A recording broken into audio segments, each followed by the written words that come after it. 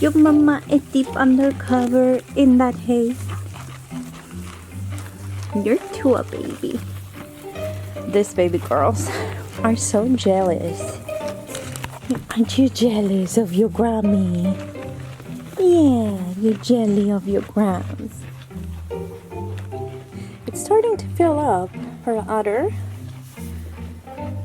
but I need to shave it because there's no way that we'll be able to see a lot of difference without that. But she has such a pretty udder.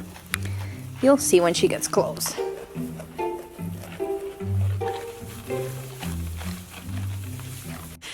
I remember when we were looking for raw land that we were looking for something in particular. Like we wanted somewhere that it was in a community but still not close to people, like not have next door neighbors and or be so close to your next door neighbor. Another thing that we wanted was to have woods and have shade for the summer and to be close to nature. And being remote and being in an area where you're not that close to a road or you're not that close to any road really, it comes with a high price.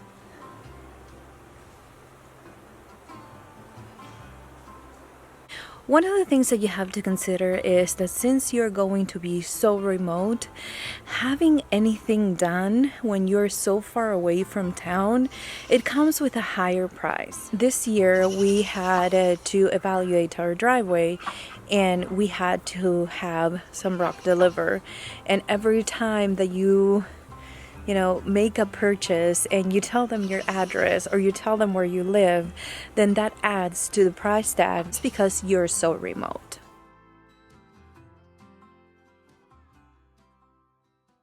So yes, it's very peaceful to live where we live. It's really nice to have this amazing view of the mountains and to have the river in the background and to know that we are not so close to the road, that we are kind of nestled in the mountain, in the woods, and really it's everything that we were looking for. But we didn't think about was the other things, the things that are going to cost you. And the number one thing, the most expensive thing that we did even before we moved to this property was the driveway. Now, of course, our property had a driveway. It was out of just mud, basically. It was a right-of-way. It was part of an easement that had to go through somebody else's property. So, in the end, that driveway is mine. But it is so long from where we live to the road that takes a lot of rock.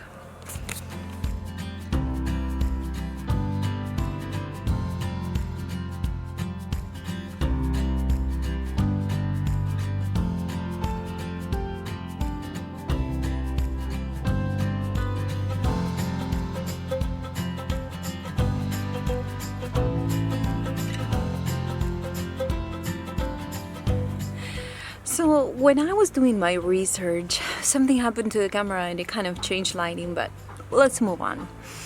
When I was doing my research, I only found one video that talked about the expense of building a driveway. And I guess that when you've been living in the city for as long as we've been living in the city, we really didn't think about that. But when it came time to build it, it was something that it took us over $15,000 just in rocks and leveling and the basic permits to get it done. You're probably thinking, why? Why would you do that? Why would you get a permit? Why would you build a driveway and stuff like that? Well, the only reason why it's because unless we use rock and a really strong foundation for a driveway, it would be impenetrable, our property, because we have such a clayish style soil that you would get stuck within a few yards from getting into our driveway. So anyway, we learned pretty quickly that the money that we were saving at the time for starting, or actually to get to our property, was quickly going down, because it was just the beginning of a lot of unexpected expenses that maybe we were just too naive to know about or to ask, or we didn't maybe ask the right questions. But let me tell you, the only people that I've heard talking about the expense of building a driveway, even when you are off-grid, is off-grid with Stacy, Doug and Stacy. They are the only ones that really talked about it, and I actually had to search for it. And that's why when I got the prices, I realized, oh my goodness, is this what everyone is going through? And I quickly realized that yes, that's pretty much what everyone is going through. And building a driveway is one of those expenses that maybe is not the first thing that comes to mind, but if you can't get into your property, then there's no way that you can start to build something in it. Whatever it is that you're planning to build, an off-grid cabin, live in a camper, or whatever it is that you want to do.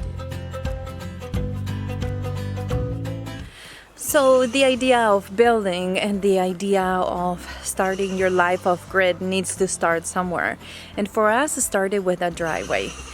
Now, this is not for people that only want to live off-grid. You can totally start, from nothing and build your own house, your, typical house. But that includes other expenses, like bringing power to a property that is so far away from the road that it would take a lot of cable. Going through what we're going right now, that everything is so expensive because there's not a lot of materials available, depending what you're trying to build or what you're trying to do. Like for as far as power, there's about a 4 to 6 months wait in different electrical companies, and they really are not in a hurry to get to you. And then on top of that, you're paying top dollar to get things done. Why is that? Because the state that we are living right now in the US and what we're going through right now, this part that really is kind of lingering too much, and it's making a lot of people nervous. So in the end, all I wanted to do is share our first, I guess, after purchasing our off-grid land, the first big expense that we had and that we really didn't think about. We thought about how dry it was when we first purchased the property, how it was okay to drive into it, but that was just the beginning. When we bought our land, we knew we were going to have to cut some trees because there was no room to build anything, to actually live here. So we kept about 1.5 acres, maybe a little bit more of wooded area where we want to have it more natural. And then we left the other part where we're building and where we're living, and when we have our main garden for needing the sun, of course.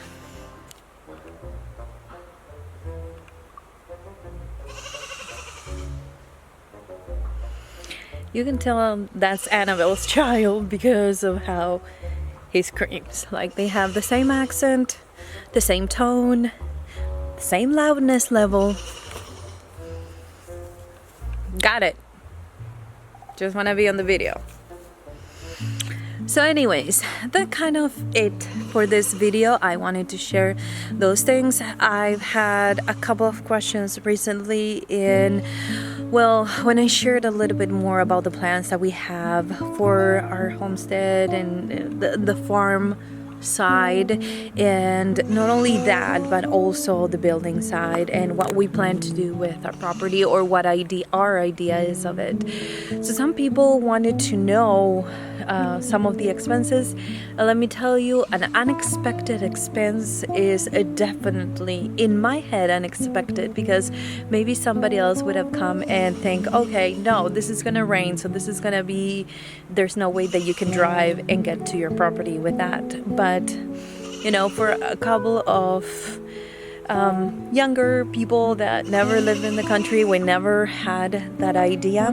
And we quickly realized that it's very easy to overlook the things that you don't want to see and just focus on the things that you like about your property or where you want to buy.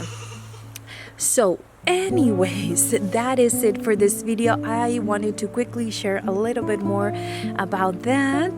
And yeah, thank you so much for being here today. If you have any other questions that you want me to cover in a future video, please leave it in the comments down below. And I'll talk to you guys next time. Bye guys.